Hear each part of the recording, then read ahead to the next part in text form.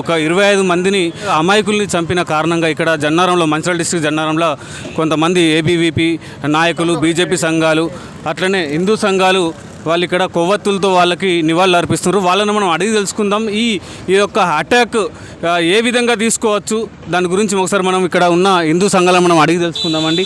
అన్నగారు చెప్పండి, ఇప్పుడు మనకు జమ్మూ కాశ్మీర్లోనైతే మనకు ఒక 25 మంది దాకా మాత్రం అన్యాయంగా చంపారు తీవ్రవాదులు అయితే, ఉగ్రవాదులు అయితే, పాకిస్తాన్ నుంచి వచ్చిన వాళ్ళని అంటున్నారు. అలాగే ఇక్కడున్న నాయకులే కావచ్చు, ప్రజెంట్ ఉన్న మన స్టేట్ గవర్నమెంట్ కావచ్చు, ఇంకెంతోమంది పెద్ద పెద్ద నాయకులు, సినిమా హీరోలు చాలామంది ఈ విషయంలో అయితే ఒక్కరు కూడా స్పందించలేదు. వాళ్ళ గురించి మీరు ఏం చెప్తారు? అలాగే ఈ యొక్క మన ఈ అటాక్ను ఏ విధంగా తీసుకోవచ్చు? నిన్న జమ్మూ కాశ్మీర్లో జరుగుతున్నటువంటి టెర్రరిస్ట్ దాడి కేవలం హిందువులనే టార్గెట్ చేసి, మరి హిందువులనే వాళ్ళు మర్మాంగాలను చూసుకుంటా మరి వారిపైన దాడి చేయడం నిజంగా చాలా దుర్మార్గమైన చర్య. ఇది చాలా ఘోరంగా దీన్ని ఖండిస్తున్నాం. మరి ఇదే పాకిస్తాన్ కుక్కలు ఇలాగే చెలరేగిపోయినట్టయితే రాబో రోజుల్లో ఖచ్చితంగా పాకిస్తాన్ను ఉక్కుపాదంతో నలిపేయడం ఖాయం. ఎందుకనంటే ప్రతి విషయంలో కూడా హిందువులు కొంత వెనుకబడుతున్నారు, హిందూ భావజ్వాలాన్ని చూపించడంలో వెనుకబడుతున్నారు. దీనివల్ల ఏమవుతుందంటే వేరే వాళ్ళు అడ్వాంటేజ్ తీసుకుంటున్నారు, వేరే మతాల వాళ్ళు అడ్వాంటేజ్ తీసుకుంటున్నారు. మనం ఏ మతాలను కించపరచట్లేం, అన్ని మతాలను మనం గౌరవిస్తున్నాం. మరి హిందువులనే ఎందుకు టార్గెట్ చేస్తున్నారు? ఎందుకనంటే హిందువులు అందరూ ఐక్యం గారనే ఒక ఉద్దేశంతోనే ఇదంతా చేస్తున్నారు. మరి ఈ టెర్రరిజం నశించాలి.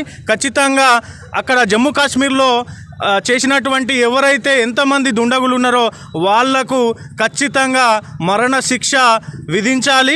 వాళ్ళను నడి రోడ్డు మీద పబ్లిక్గా బహిర్గతంగా వాళ్ళను ప్రజల ముందే ఉరితీయాలి. ఇట్లా చేసినట్టయితే రాబో రోజుల్లో భారతదేశంలో ఎలాంటి యాక్టివిటీస్ చేయాలంటే పాకిస్తాన్ కావచ్చు, వేరే దేశాలు కావచ్చు, భయపడే విధంగా ఈరోజు అక్కడ జరిగింది, రేపు ఇక్కడ జరుగుతుంది. ఎక్కడ జరిగినా మనమంతా భారతీయులం, మనమంతా హిందువులం. సో ఖచ్చితంగా జాగో హిందూ, ఖచ్చితంగా హిందువులు మేల్కోవాలి. ఇలాగే మొద్దు నిద్రతో ఉంటే ఇంకా మునుముందు చాలా దారుణాలు జరిగే సంఘటనలు ఉన్నాయి. కాబట్టి ఖచ్చితంగా హిందువులందరూ ఐక్యత కావాలి అని నా ప్రత్యేక ఉదాహరణగా నేను చెప్తున్నాను. అలాగే ఇక్కడ మనకు ఏవీపీకి సంబంధించిన నేత ఉన్నారు. అయితే ఇప్పుడు అలాగే ఈరోజు అటాకే కాకుండా ఇంకా మనకు హైదరాబాద్లో నార్సంగి పిఎస్లో ఒక కేసు జరిగింది.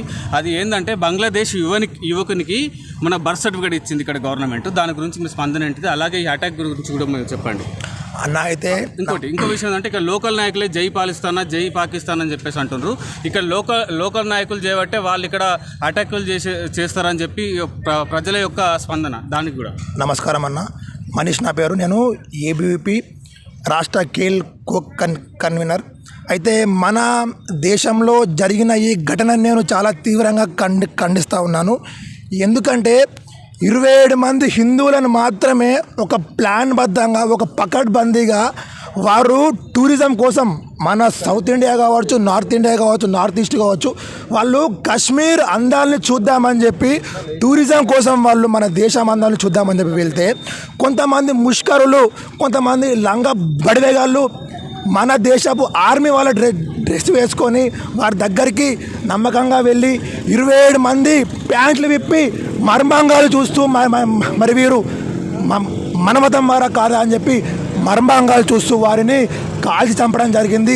ఆ వీడియో చూస్తే నా కళ్ళకి వెళ్ళి వాటర్ వచ్చినాయని లిటరల్గా చెప్తా ఉన్నాను. నా కళ్ళకి వెళ్ళి వాటర్ ఆగలేదు. ఒక్క వాళ్ళ భార్య అతనికి పెళ్లి అయ్యి కనీసం వారం కూడా కాలేదు. అతన్ని చాలా దారుణంగా చంపేశారు. వాళ్ళకి కావాల్సినది ఏంటిది? 17% మైనారిటీ ఓట్లు మాత్రం వాళ్ళకి కావాలి, మన ఓట్ల వాళ్ళకి అవసరం లేదు. కానీ మన హిందువులు సిగ్గులేదు పోరా అంటే మళ్ళీ వచ్చి వాళ్ళనే పట్టుకుంటా ఉన్నారు. నేను ఇది చాలా తీవ్రంగా మన హిందువులకు చెప్తా ఉన్నాను. అన్న అక్క, మనకున్నది ఈ ఒకటే దేశం. 198 దేశాలలో మన హిందువులకు ఉన్నది ఒకటే దేశం, భారతదేశం. దీనిలోకి వెళ్ళమని వెళ్ళిపో అంటే మనని అమెరికా రానియది. మన రీసెంట్గా ట్రంప్ కూడా పొమ్మని చెప్తాడు. ఇంకో మన ఏ దేశం రానియది. మనల్ని స్వేచ్ఛగా హిందూ మతం పాటించు అని చెప్పి ఏ దేశం కూడా చెప్పదు. మనకు చెప్పేది ఒక భారతదేశం మాత్రమే. మన దేశాన్ని మనం కాపాడుకోవాలంటే మనం మేల్కొని బయటకు రావాలి. మేల్కొని బయటకు వచ్చి మనం మన సమభావనకాన్ని కావచ్చు, మన ఓటుని కావచ్చు, మన వాళ్ళకు వేసుకుంటేనే రేపటి రోజు మనం బతకగలం. ఇప్పుడు టెర్రరిస్ట్ అటాక్ జరిగి 2 రోజులు అవుతుంది. ఏ సెక్యులర్ పార్టీ అన్నా స్పందించిందా అన్న చెప్పండి అన్న? ఏ పార్టీ అయినా స్పందించినా? అదే పార్లమెంట్లో మైక్ తీసుకొని జై పాల్స్ అంటారా వాడు? అదే మన భారతదేశంలో అయితే వాడు స్పందించాడు. వాడికి ఓటేసింది పాలస్తీన్ వాళ్ళ, లేకపోతే మన హిందువుల, లేకపోతే మన దేశం వాళ్ళ? వానికి రక్షణ ఇస్తుంది పాలస్తీనా లేకపోతే భారతదేశం? ఇప్పుడు ఇక్కడ ఎలాంటి చట్టాలు తేవాలి దేనికోసం అంటే ఈ భారతదేశంలో ఉండి జై పాలిస్తానా జై పాకిస్తాన్ అని చెప్పేసి అన్న వాళ్ళకి ఎలాంటి చట్టాలు తెస్తే బాగుంటుంది. ఎందుకంటే ఇప్పుడైతే మనం చూసుకున్నాం 27 మందిని అమాయకంగా చంపారు అక్కడ. కాబట్టి ఇక్కడున్న సపోర్ట్ లేని సపోర్ట్ ఉంటేనే వాళ్ళు ఇక్కడికి వచ్చి అటాక్ చేస్తున్నారు కొంతమంది వాదన. అయితే ఇక్కడ ఉన్న వాళ్ళకి ఎలాంటి చట్టాలు తేవాలి? భారతదేశంలో ఒకటే చట్టం, ఒకటే దేశం, ఒకటే చట్టం. అది ఏ చట్టమైనా కానీ కొన్ని దేశద్రోహులు, కొన్ని పార్టీలు, కొన్ని దేశద్రోహులు పార్టీల పరంగా ప్రాంతీయ పార్టీలు కాబట్టి ఏది కానీ ఒక దేశద్రోహ పార్టీలు కొన్ని బయట దేశకు శక్తులకు ఇక్కడ సపోర్ట్ ఇచ్చి మన దేశాన్ని అల్లాకుతం చేయాలనే ఒక కుట్ర పన్నుతున్నారు. దాన్ని ఎప్పటికైనా ఖండించి మన హిందుత్వం ఐక్యత అయితే తప్ప కానీ దీన్ని మనం సాధించలేము. దేశద్రోహులను ఏరివేయాలి, ఊసకోత కోయాలి. మన హిందువుల పని ఎవరైనా చర్య తీసుకుంటే ఊసకోత కోసే రోజులు వస్తాయి. ఖచ్చితంగా ఇది ఖండిస్తున్నాం. హిందువులంగా ఐక్యతంగా ఉండాలి. ఖచ్చితంగా భారతీయ జనతా పార్టీని మనం ఎన్నుకొని దీన్ని ప్రతిదీ మన తెలంగాణలో భారతీయ జనతా పార్టీ ఎన్నుకొని ప్రతిదాని పశ్చిమ బెంగాల్లో పశ్చిమ బెంగాల్ అయింది, రేపు ఇవాళ కర్ణాటక, రేపు తెలంగాణలో ఇదే జరుగుతుంది పరిస్థితి ఉన్నది. మనం హిందువులం ఒకటే కావాలి. దేశద్రోహులు రాహుల్ గాంధీ గారు ఏదైనా హిందువుల ఏదైనా జరిగితే మాత్రం స్పందిస్తలేడు. అదే మైనార్టీ కానీ ఏదైనా కానీ దాన్ని ఖచ్చితంగా స్పందిస్తుడు. దాని విషయంలో మనం ఖండించాలి. ఒకటే కోరిక, ఐక్యత ఉండాలి. ఉగ్రవాద మన దేశద్రోహులను ఏరివేయాలి, ఊసకోత కోయాలి. అదే ఈరోజు మన హైదరాబాద్ నార్సింగ్లా బంగ్లాదేశ్ యువకునికి బర్త్ సర్టిఫికేట్ ఇచ్చింది. అవునవును, ఆ న్యూస్ ఇప్పుడు వైరల్ అవుతుంది. మన రాష్ట్ర ప్రభుత్వానికి ఏమో మన దద్దమ్మ, మన ప్రభుత్వం దద్దమ్మ ప్రభుత్వం. ఇలాంటి మన బంగ్లాదేశ్లో కాదు, చాలామంది ముస్లిం కంట్రీల వాళ్ళకు మన పాకిస్తాన్ వాళ్ళకు కూడా మనం ఇక్కడ ప్లేస్ ఇచ్చి మనం ఇదే మన దౌర్భాగ్యం. మనం ఎందుకంటే మనం కాంగ్రెస్ పార్టీని ఎన్నుకున్నదే అది ఒక మనకు దెబ్బ అన్నాడు. దానికి ఏ రకంగా చెప్తే అర్థం కాదంటే ఇక దానంతా చెండాలం ఏది లేదు. మనం ఒక కాంగ్రెస్ పార్టీని ఎన్నుకున్నదే మనం పెద్ద తప్పు. మనం నిన్న ఏదైతే భారతదేశానికి తలభాగంగా ఉన్న కాశ్మీర్లో 27 మందిని అతి కిరాతకంగా హిందువుల కాదా అని వాళ్ళ ప్యాంటు తీసి వాళ్ళని నిర్ధారించుకొని అతి కిరాతకంగా చంపినటువంటి ఉగ్రవాదులు, పాకిస్తాన్ నుంచి చొరబాటుదారులు ఉగ్రవాదులు, వాళ్ళను ఈరోజు ఇక్కడ కొంతమంది సెక్యులర్లు ఏం మాట్లాడుతున్నారు అంటే మొన్న పశ్చిమ బెంగాల్లో జరిగిన ఘటన మీద స్పందించని వాళ్ళు కూడా ఈరోజు ఏం చేసిర్రు, మీరు ఏం చేసిర్రు, మీ మోడీ ఏం చేసిర్రు అంటున్నారు. బిడ్డ మీరు ఇదైతే చేసిర్రు కదా. నిన్న అభినవ్ సర్దార్ పటేల్ కేంద్ర హోంశాఖ మంత్రి అమిత్ షా గారు నిన్ననే బయలుదేరారు. ఆల్రెడీ ఏరివేత మొదలైంది. ఈరోజు కూడా మీరు చూస్తున్నారు, ఇద్దరిని మట్టు పెట్టడం జరిగింది. మీకు దెబ్బకి ఇట్లా చూపించకపోతే, మీకు భారతీయ జనతా పార్టీకి ఇట్లా సమాధానం చెప్పకపోతే మీరేమనుకుంటారు? బిడ్డ కొడుకలారా ఖబర్దార్, ఇంకోసారి ఇట్లాంటి వీడికి పాల్పడితే మాత్రం మంచిగా ఉండదు. ఇంకొకటి, ఇక్కడ పాలస్తీనా జిందాబాద్ అని ఏ వ్యక్తి అయితే అన్నాడో అదే వ్యక్తికి ఈరోజు అధికార పార్టీ ఎమ్మెల్సీని విడిచిపెట్టడం జరిగింది. దేనికోసం విడిచిపెట్టారు? మీరు ఆయనను మీరు ప్రోత్సహిస్తున్నారు. మీరు ఈరోజు ఎక్కడైతే హైదరాబాద్లో ఎమ్మెల్సీ స్థానిక సంస్థల ఎలక్షన్ జరుగుతుంది, మీరు ఎందుకు పోటీ చేయలేదు? అధికార పార్టీ కదా, మరి మీరు ఎందుకు పోటీ చేస్తలేదు? మీరు వాళ్ళు లేకపోతే మీకు ఓటు బ్యాంక్ లేదా? మీరే కదా ప్రభుత్వం. ఇంకోటి, బంగ్లాదేశ్ నుంచి వచ్చిన వ్యక్తికి తెలంగాణ సర్టిఫికేట్ ఏ రకంగా వస్తుంది?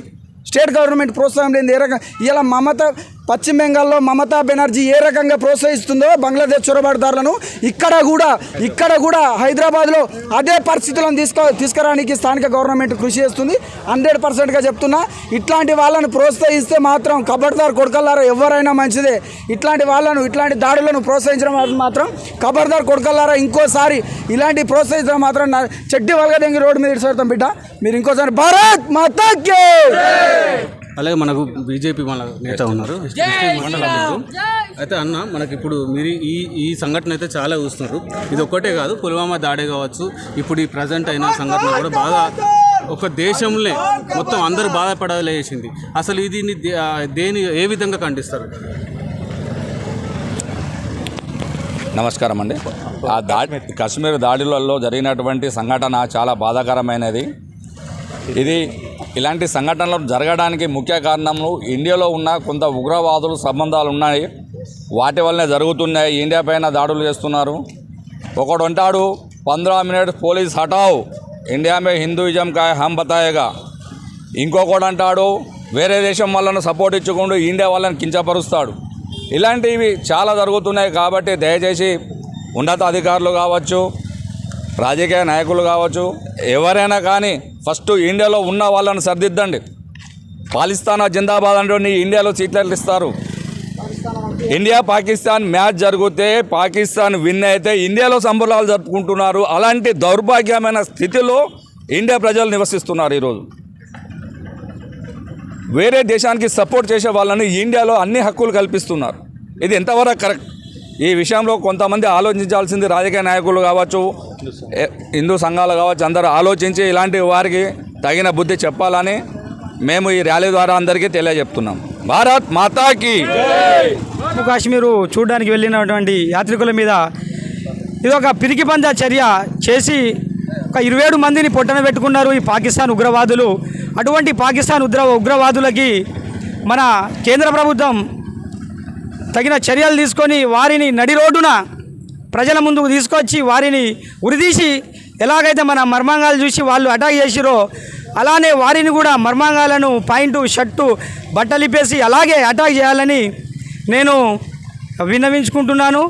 అలాగే రాష్ట్ర ప్రభుత్వం కానీ సెంట్రల్ గవర్నమెంట్ కానీ ఇలాంటి చర్యలు ఇంకోసారి చేయకుండా వాళ్లకు తగిన శిక్షలు పడేటట్లు చేయాలని నేను మనస్ఫూర్తిగా కోరుకుంటున్నాను. జై హింద్. వందే మాతరం పాడాల్సిందే.